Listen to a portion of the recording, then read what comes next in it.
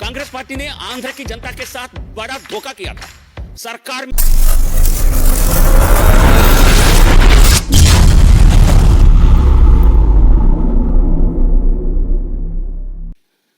Congress party ने आंध्र की जनता के साथ बड़ा धोखा किया था। सरकार में आए आंध्र की केवल और केवल ये हमारे सरकार में अभी हमें 240 अपने बलबूते पर है। अब किसी एक राज्य की संख्या पर भारतीय जनता पार्टी की सरकार अभी निर्भर नहीं है, लेकिन मनमोहन सिंह की सरकार पूरी तरह आंध्र प्रदेश में समर्थन के कारण 2 बार बनी है। आपने क्या किया?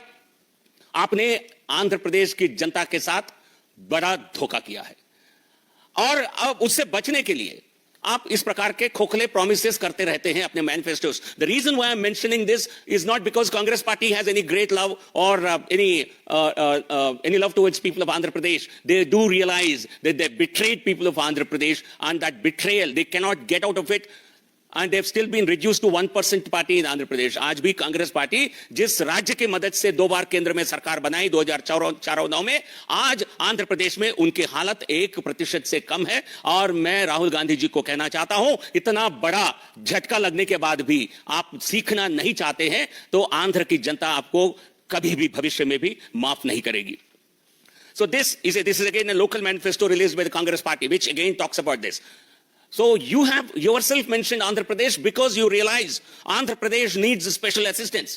So we have given in this budget, Honorable Prime Minister and Honorable FM have provided some financial assistance through multilateral agencies to Andhra Pradesh, only to help a state which has been left without a capital because of the Congress party's Andhra Pradesh and अब देखिए केवल आंध्र प्रदेश और बिहार की बात नहीं है। In this budget there is a mention of how states are going to benefit, how Purvodaya plan.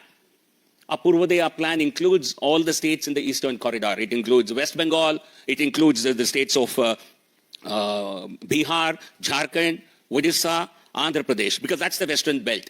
A Purvodaya plan which will help us to make investments, which will allow government to make investments in infrastructure, in HRD, in education, so on and so forth, and creating better employment opportunities. As I mentioned earlier, this has been a part of the continued policy of the government of India under leadership of Honorable Prime Minister Modi ji. तो आंध्र प्रदेश और बिहार को थोड़ी सी मदद इस budget के द्वारा दिया गया। ये कांग्रेस और इंडी गठबंधन को क्यों इससे दर्द है? क्यों आप सह नहीं पा रहे हैं?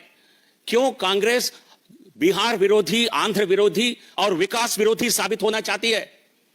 क्या इंडी गठबंधन देश के किसी हिस्से को विकसित होते हुए क्या पचा नहीं सकती है? Is the Congress party unable to accept the fact that parts of the country which have not got development, they need some assistance, and if they are able to come up through this assistance, why does it pain the Congress party and Indy alliance? Is it because you are anti-development? Your entire politics depends only on hardcore politics and not based on any vision for development?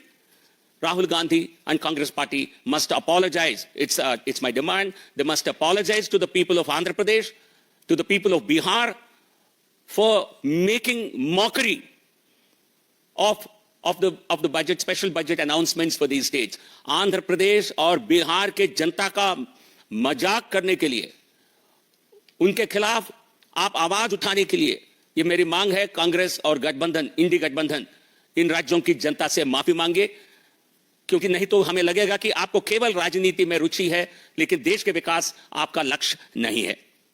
But the real problem I mentioned, the real problem for the Indy alliance and the Congress party is they were hoping that this government would not last very long. Immediately after the elections, they made particular efforts to try and break the NDA coalition. Today they find they failed on day one. They failed subsequently in different opportunities in Parliament, and today they feel their hope of dividing NDA is not going to happen, is not going to come true. NDA के मजबूती को देखकर कांग्रेस और इंडी गठबंधन में एक बौखलाहट है। यही बौखलाहट उनके बयानों के रूप में हम देख रहे हैं। तो हमारा आग्रह है, आंध्र प्रदेश, जिस राज्य से मैं बिलोंग करता हूं, आंध्र प्रदेश के साथ विभाजन के बाद, विभाजन के समय जो ध्यान रखना चाहिए था वो नहीं रखा गया। ये कांग्रेस सरकार की, तब की कांग्रेस की सरकार की बड़ी भूल थी और उस प्रदेश की जनता को, आंध्र प्रदेश की जनता को न्याय देने का काम मोदी जी के सरकार ने पिछले 10 साल किया है और अभी मदद के रूप में आंध्र को अपनी हक देने की जो काम कर रहे हैं मोदी जी, इससे कांग्रेस पार्टी जो गुनहगार है, आंध्र प्रदेश की दुर्गति के लिए प्रमुख गुनहगार जो कांग्रेस पार्टी है, वह आज इस प्रकार का बयान देकर के अपनी नकारात्मकता को फिर एक बार और इस जख्म पर नमक छिड़कने का काम न करे। यही मैं कांग्रेस पार्टी से कहना चाहता हूं।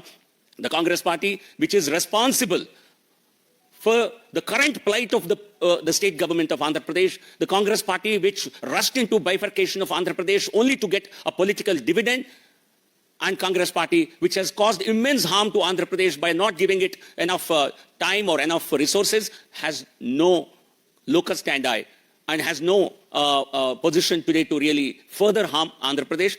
I think I want to tell Congress party to stay away from further hurting Andhra Pradesh. We cannot take any of your inflicted damages further. People will not tolerate. Congress and Rahul Gandhi must understand this. Thank you.